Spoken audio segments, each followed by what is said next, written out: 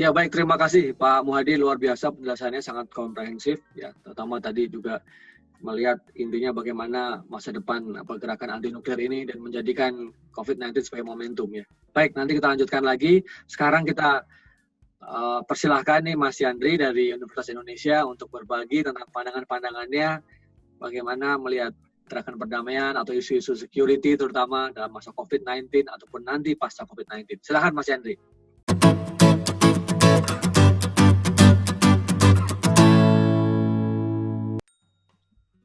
Terima kasih banyak Mas Tirta, Ibu Bapak sekalian, mohon izin. Saya ada bahan diskusi yang saya coba share dulu.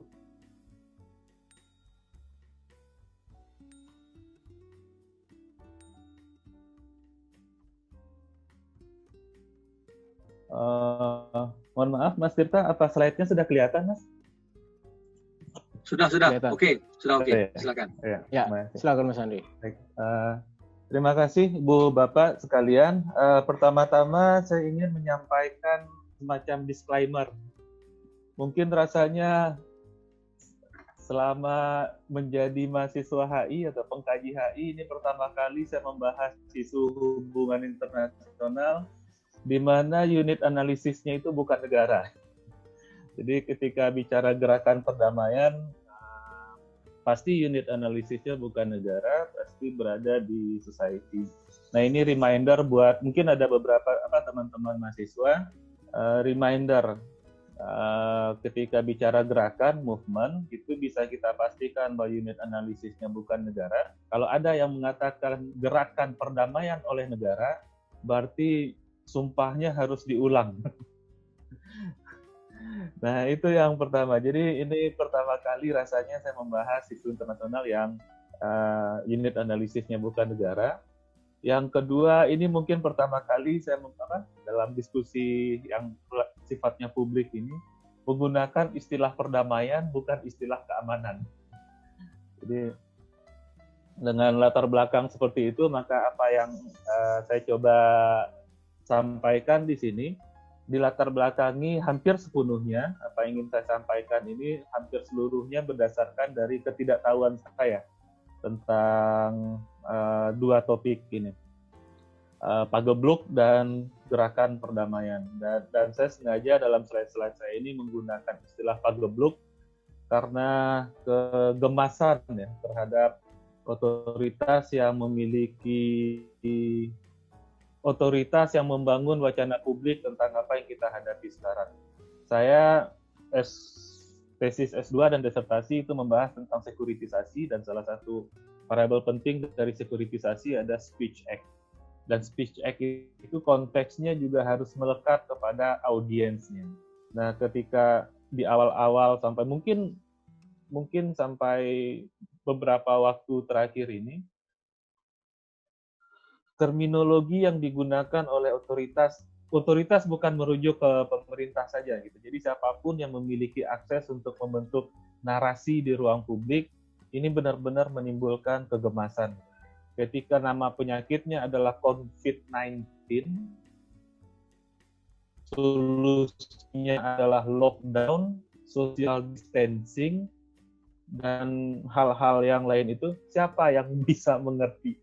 Konteks sosialnya siapa yang memiliki konteks sosial dengan istilah-istilah yang digunakan. Nah makanya dalam keseharian misalnya ibu-ibu pensiunan di depan rumah saya itu belanja sayur masih pakai daster, nggak pakai masker dan masih sangat lincah itu lewat-lewat di antara gantungan plastik gerobak sayur.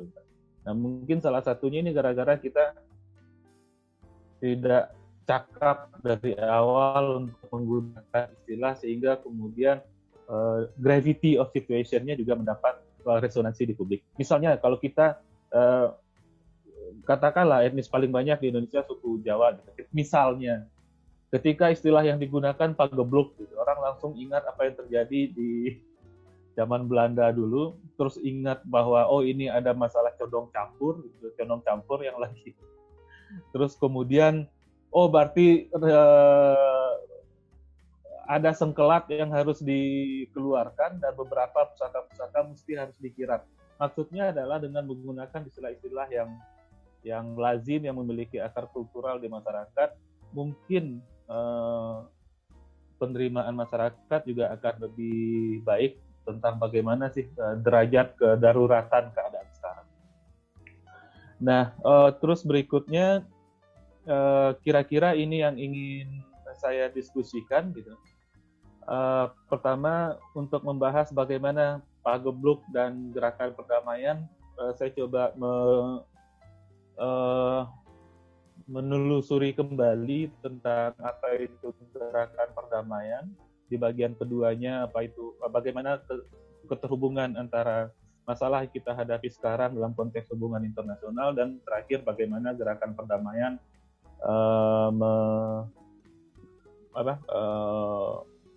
narasi tentang Pagebluk atau dalam gerakan perdamaian.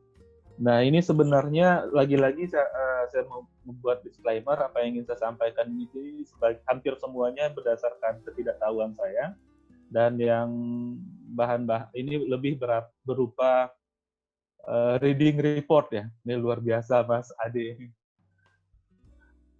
bisa menyebabkan editor in chief membuat reading report dalam waktu kurang dari seminggu, ini pasti keramat. Baik, pertama saya coba telusuri lagi apa itu gerakan perdamaian. Nah, dari yang bisa saya temukan, perdamaian baik sebagai konsep maupun sebagai gerakan itu merupakan hasil dari perjalanan sejarah dan budaya Eropa, modernisasi di Eropa. Jadi dia sangat berkaitan dengan modernitas Eropa dan tentu liberalisme di situ, pemikiran liberalis. Terus dari awal dia sudah bersifat kosmopolitan, sehingga isu perdamaian itu selalu menjadi isu global. Jadi secara dari pemahaman ini kita perlu kita bisa mendapatkan satu pemahaman awal bahwa ketika bicara tentang gerakan perdamaian itu, tentu yang pertama secara paradigmatik pendekatannya adalah liberal. Yang kedua, secara inherent sifatnya sudah global. Nah, masalah globalnya ini yang mungkin bisa kita problematisasi. Ketika global di sini pada awalnya itu merujuk kepada globalisasi yang terbatas oleh peserta Kongres Vienna. Gitu. Kemudian dilanjuti oleh apa yang ada di Amerika Serikat, baru menyebar ke seluruh dunia. Nah, ini juga mungkin reminder kedua, terutama buat teman-teman mahasiswa. Ketika kita bicara liberal, terutama konteksnya dalam hubungan internasional, kita tidak bisa lepas dari apa yang sudah digariskan oleh Immanuel Kant dengan segitiga kantiannya, bahwa monarki harus diganti dengan republik, harus ada konstitusi, dan harus ada civil society. 3 poin ini yang berusaha diangkat oleh pemikir liberal ke dalam tataran internasional, sehingga anarki bisa digantikan dengan kerjasama, supaya ada kerjasama, ada hukum internasional, dan ada society of the states. Jadi ketika kita bicara global dalam konteks hubungan internasional, maksudnya adalah kerjasama dan ada panduan hukum dan seterusnya. Artinya liberal itu bukan sesama tetangga gak tegur-teguran. Liberal bukan berarti pergaulan bebas dan hal-hal yang lazim tapi agak-agak menyesatkan. Nah, jadi dari pemahaman bahwa perdamaian sebagai konsep maupun sebagai pergerakan itu berakar dari modernisasi Barat,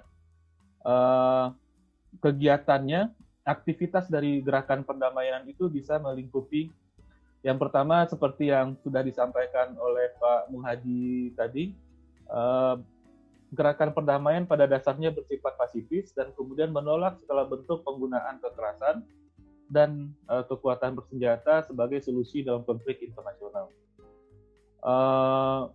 Terus juga di titik-titik tertentu, gerakan perdamaian juga mendukung adanya self determination, ya, hak untuk menentukan nasib sendiri oleh entitas-entitas tertentu dalam sistem internasional. Berikutnya juga ada upaya untuk menciptakan membangun hukum internasional dan keinginan untuk merevisi, memperbaiki sistem internasional, dan juga menegakkan partisipasi dan citizenship global. Nah, dari terus secara kronologisnya, isu yang diangkat oleh gerakan perdamaian ini awalnya adalah bagaimana cara menghindari perang. Caranya bisa melalui ada tercipta balance of power, ada koordinasi antar negara, adanya ekonomi internasional melalui perdagangan bebas dan seterusnya. Terus di perjalanannya upaya untuk mencegah terjadinya perang, definisinya sedikit bergeser menjadi proses yang terus-menerus menghasilkan dari konflik resolusi, sehingga kemudian perdamaian di titik tertentu lebih dibayangkan sebagai peace project, sebagai proyek, tapi tidak melulu mengenai bagaimana experience dari atau pengalaman mengenai perdamaian tersebut. Nah, berikutnya saya coba menyajikan fase dari gerakan perdamaian. Tapi saya juga ingin menyampaikan di sini bahwa karena yang membahas tentang gerakan perdamaian ini adalah orang yang tidak pernah terlibat dalam gerakan ini sendiri. Ini saya membayangkan seperti kayak John Mearsheimer menulis tentang The False Promise of International Relations. Orang yang hampir tidak pernah terlibat dalam lembaga internasional, tapi kemudian memprediksi kegagalan. Tapi mungkin buat ruang diskusinya akan terbuka sangat lebar. Jadi fase pertama itu di paruh pertama abad ke-19, fase keduanya di paruh kedua abad ke-19, fase ketiganya itu setelah Perang Dunia Pertama, fase keempatnya setelah Perang Dunia Kedua, dan sekarang kita berada di fase era kontemporer. Nah, fase pertama itu di Prancis. Pasca revolusi Prancis, pada dasarnya adalah kekacauan sosial di banyak wilayah di Eropa. Nah, di fase kedua itu terkait dengan pasca perang Napoleonik, bagaimana negara-negara Eropa melakukan bina bangsa, dan pada titik tertentu di banyak negara Eropa juga muncul gerakan-gerakan buruh. Nah, mungkin untuk isu mempersingkat waktu, apa karakter dan isu yang diangkat di setiap fase itu bisa kita lihat bersama-sama di tabel yang ada di slide tersebut. Tapi kemudian puncak capaian dari gerakan perdamaian ini, gerakan perdamaian Eropa di sini, ya. Dan kemudian globalisasi pada waktu itu hanya terjadi di sana. Akhirnya gerakan perdamaian itu menghasilkan konvensi Den Haag. 2 kali konvensi pada tahun 99 dan tahun 1907. Terus kemudian juga pembentukan Liga Bangsa-Bangsa di tahun 1920-an atau 1919, ada arbitrase internasional di 1923. Nah, tapi kemudian kalau kita lihat dari pergerakannya dari fase pertama sampai fase ketiga, ini mungkin fase ketiga ini puncak dari capaian gerakan perdamaian global, atau yang ada di Eropa waktu itu. Tapi apa yang terjadi setelah pembentukan Liga Bangsa-Bangsa, ini tampaknya gerakan perdamaian itu secara agregat mengalami penurunan. Kenapa mengalami penurunan? Karena proses dekolonialisasi di beberapa wilayah di dunia itu tidak berhasil diakomodasi oleh gerakan perdamaian Eropa. Jadi ada bias kolonialisme gerakan perdamaian Eropa pada saat itu. Terus secara internal sendiri di Eropa terjadi perpecahan seiring dengan kebangkitannya kebangkitan gerakan-gerakan ultranasionalisme dan rasisme di Eropa. Gitu. Apakah gerakan perdamaian akan tetap bersifat pasifis atau akan merespon kebangkitan kanan itu dengan penggunaan kekerasan juga. Nah, keadaan itu justru, tapi yang kita tahu bersama, fase berikutnya dari sejarah dunia adalah Perang Dunia Kedua. Setelah Perang Dunia Kedua ini terjadi penurunan yang sangat signifikan dari gerakan perdamaian waktu itu. Bisa disebabkan oleh war fatigue dan trauma perang di masa itu, juga karena ada polarisasi pada masa Perang Dingin. Akhirnya setelah masa Perang Dunia Kedua sampai kontemporer ini, itu dikatakan bahwa tujuannya tidak lagi terlalu jelas dibandingkan dengan fase 1, 2, dan 3, dan lebih berupa jaringan-jaringan yang terorganisasi secara longgar. Nah, dari perjalanan gerakan perdamaian ini, refleksi gloomy ya, refleksi yang kelabu yang bisa saya coba sarikan di sini, dan ini mohon maaf Pak Muhadi gitu, kalau refleksinya agak-agak gloomy seperti ini. Jadi kalau kita lihat gerakan perdamaian zaman awal itu bisa menghasilkan konvensi Den Haag, bisa menghasilkan Liga Bangsa-Bangsa, bisa menghasilkan arbitrasi internasional. Terus pasca Perang Dunia Kedua itu mungkin gerakan perdamaian zaman akhir gitu sampai saat ini. Kalau di masa awal itu simbolnya ya, simbol pergerakannya ya konvensi Den Haag dan seterusnya. Pasca Perang Dunia Kedua mungkin yang simbol-simbolnya itu yang kita lihat Woodstock sebagai wujud protes dari Perang Vietnam, atau di tahun 80-an 90-an ada Live Aid, atau kemudian aktivisme bintang-bintang Hollywood, Bono misalnya, U2 konser, terus kemudian galang dana, pengentasan kemiskinan, pengentasan konflik dan segala macam. Terus yang baru-baru ini misalnya Occupy WTO, Occupy Movement, terus Social Justice Warrior. Social Justice Warrior dalam pemahaman yang netral ya, bukan dalam pemahaman antara SJW dan buzzer RP gitu. Jadi kalau kita lihat dalam satu kronologi sejarah yang panjang, ada perbedaan antara gerakan perdamaian di awal dulu dan yang sekarang. Nah, terus kemudian dari itu ada 3 hal yang bisa saya identifikasi. Yang pertama tadi sudah disampaikan bahwa pendekatannya liberal, tapi kemudian ada pergeseran dari liberal menjadi paradigma kritis. Nah, ini yang mungkin bisa. Yang kedua, karakter utamanya selalu berhadapan dengan otoritas. Bahkan tadi misalnya di fase pertama dan fase kedua, mereka gerakan perdamaian waktu itu menentang terjadinya konvensi Vienna. Keinginan mereka jangan ada lagi monarki. Tapi yang bagian buram dari perjalanan sejarah gerakan perdamaian ini seolah-olah ditakdirkan untuk gagal. Setelah terjadi revolusi Prancis, mereka menginginkan tatanan dunia atau tatanan Eropa yang lebih damai, tapi yang terjadi adalah Perang Dunia Pertama. Setelah Perang Dunia Pertama, mereka membentuk Liga Bangsa-Bangsa agar ada aturan dalam hubungan internasional. Yang terjadi adalah Perang Dunia Kedua. Setelah Perang Dunia Kedua ada PBB, yang terjadi adalah Perang Dingin. Setelah selesai Perang Dingin tahun 90-an adalah Balkanisasi. Dan setelah Balkanisasi masuk abad 21, perang macam-macam yang makin kesini makin tidak jelas. Nah, bahkan di fase keempat itu, pasca Perang Dunia Kedua, gerakan perdamaian ini disalahkan oleh sebagian kalangan karena memberikan ruang untuk bangkitnya gerakan rasisme.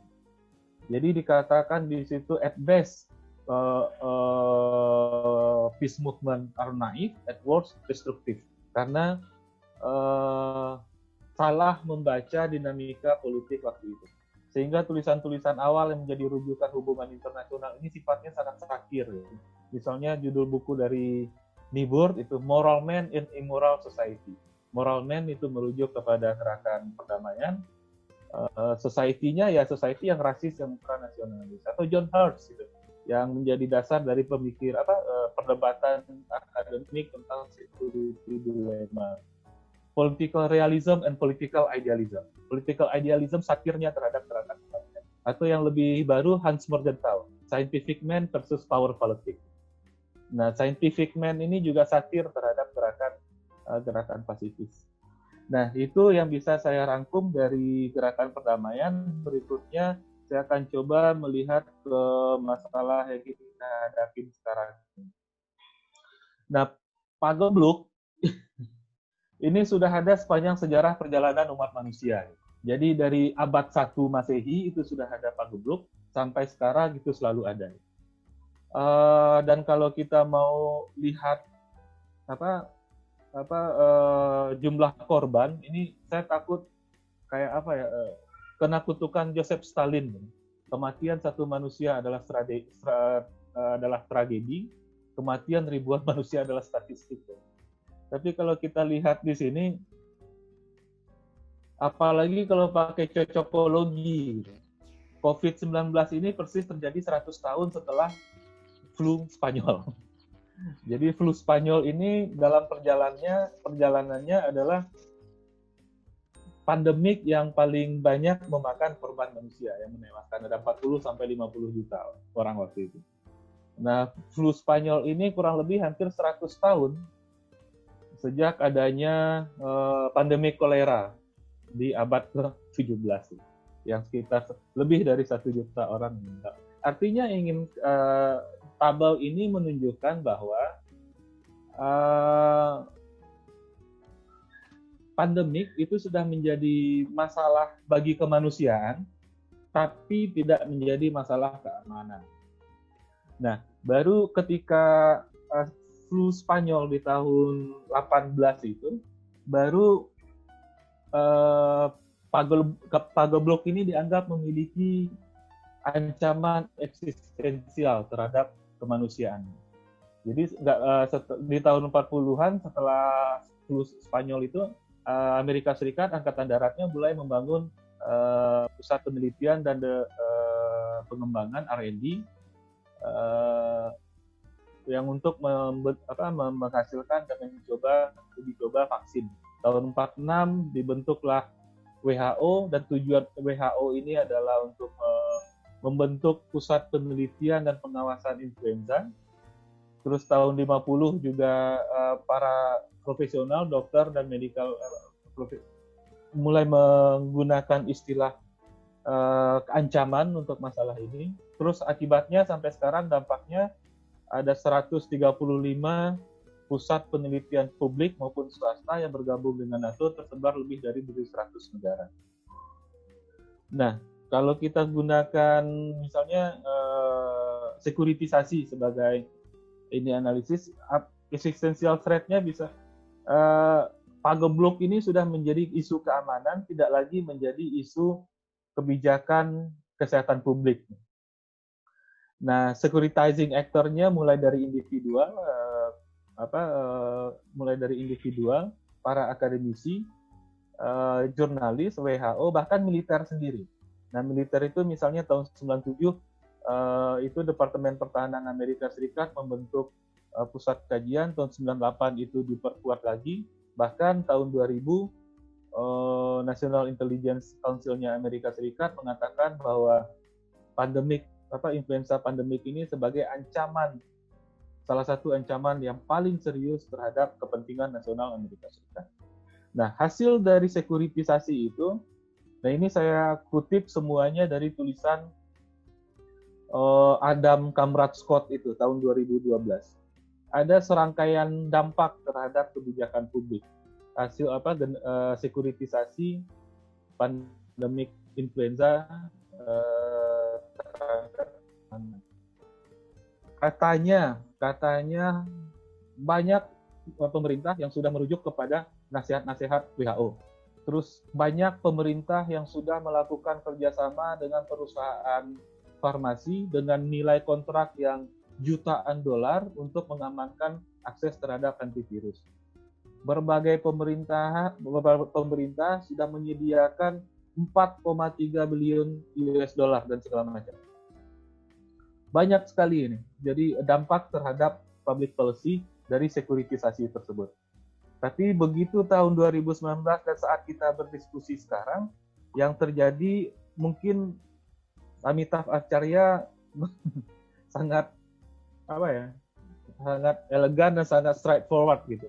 Jadi dari klaim yang dibuat oleh Adam Kamrat Scott ini tahun 2012 bahwa dampaknya terhadap sekian juta US dollar, sekian miliar US dollar, terus kemudian bagaimana Western government launch initiative aimed at developing and testing national pandemic influenza, and so on and so forth, and dengan segala macam birds and bees yang baik-baik itu, ternyata yang kita hadapi sekarang begini. Ya, keadaannya adalah pendekatan yang ada di sini tidak terlepas masih mengikut apa yang Khalifah Al-Walid, Khalifah Walid di zaman dinasti Umayyah abad ke-8. Ya nggak lepas dari karantina. Karantina ini dibahasa ulangkan dengan cara yang agak genit tadi, social distancing. Ternyata social distancing juga salah, yang benar adalah physical distancing. Terus ada istilah lockdown, ada dan macam-macam. Dan semuanya itu tidak berubah, tidak ada bedanya dengan apa yang sudah dilakukan oleh Khalifah di abad ke-800 tadi. Atau kalau merujuk hadis, sejak zaman Nabi sudah ada hadis yang mengatakan terkait dengan pagebluk, jangan masuk ke satu daerah kalau ada penyakit, kalau berada dalam satu wabah yang tempat yang ada wabah jangan keluar. Jadi dari abad ke-6 atau abad ke-8 kita nggak beranjak terlalu jauh gitu dalam penanganan ini. Nah, dari dua uraian tersebut sebelumnya tentang gerakan perdamaian secara global, terus kemudian bagaimana sekuritisasi dari pagebluk itu, kira-kira bagaimana sih refleksi yang bisa saya diskusikan dengan ibu bapak sekalian. Yang pertama bisa inti dari gerakan perdamaian itu pada dasarnya adalah pencegahan perang dan atau resolusi konflik. Dari yang sudah ada saya sampaikan sebelumnya, gerakan perdamaian tidak terlalu into the designation of threat or the prevention of threat. Nah, ini kan definisi dari sekuritisasi gitu. Apa itu sekuritisasi? Salah satunya adalah designation of threat. Bagaimana menganggap satu isu menjadi isu keamanan. Artinya apa? Dalam sepanjang sejarah umat manusia, atau setidak-tidaknya dari tahun 18 tadi, flu Spanyol, gerakan perdamaian pada dasarnya hampir tidak pernah mengangkat isu pagebluk dalam satu abad terakhir ini. Pandemi sebagai ancaman terhadap kemanusiaan dan keamanan global.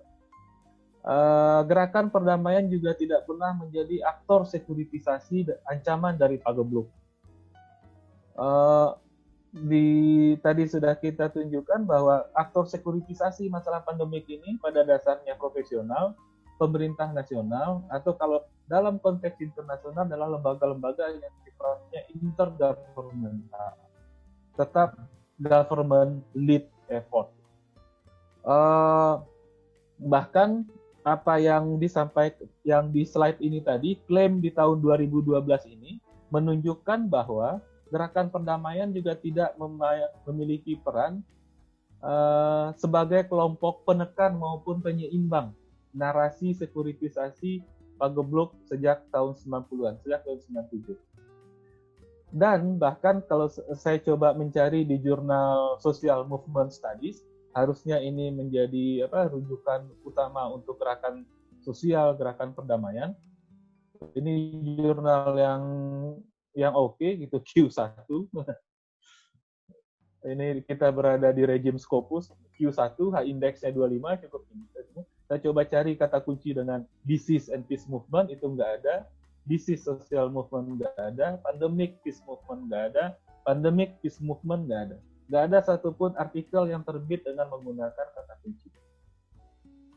Nah,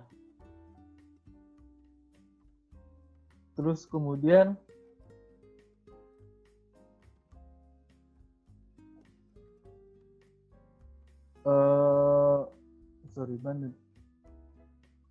Nah, dengan temuan sementara seperti itu, kira-kira apa ruang yang bisa ke depan gitu, agenda gerakan perdamaian terkait dengan Pagebluk ini. Saya rasanya mencantumkan definisi dari Pagebluk ini. Jadi dari tadi saya menyebut-nyebut Pagebluk, definisi yang relatif agak akademis dari Pagebluk itu adalah emerging and re-emerging infectious disease. Kalau disingkatnya menjadi ERIDS. Jadi emerging and re-emerging infectious disease. Nah ini yang dimaksud dengan Pagebluk. Nah kalau kita balik ke sini, dari uraian tadi, kira-kira tadi di awal saya sudah diskusikan bahwa gerakan dari bentuk aktivitas dari gerakan perdamaian itu salah tiganya adalah upaya untuk menciptakan hukum internasional, itu mendorong terjadinya perbaikan sistem internasional, reformasi sistem internasional, dan juga mendorongnya partisipasi dan citizenship global. Kalau kita berangkat dari pendapatnya Amitav Acharya, bahwa a major lessons of the crisis, jadi pelajaran utama yang kita bisa ambil dari krisis ini adalah adanya kebutuhan untuk kerjasama yang lebih. Jadi bukan kerjasama global yang lebih dari yang sudah ada. Kalau itu yang menjadi semangatnya, maka gerakan perdamaian bisa memahami bahwa ancaman dari infectious disease itu, penyakit menular itu real terhadap manusia dan kemanusiaan, dan juga terhadap stabilitas ekonomi dan sosial. Maka mungkin gerakan perdamaian bisa memulai kampanye-kampanye global untuk menciptakan globalisasi yang lebih manusiawi dan lebih teratur, gitu, yang jelas aturannya. Yang kedua terkait dengan reformasi sistem internasional, mungkin gerakan perdamaian bisa melakukan kampanye-kampanye yang tujuannya mendorong investasi dan transparansi yang lebih lagi dalam tata kelola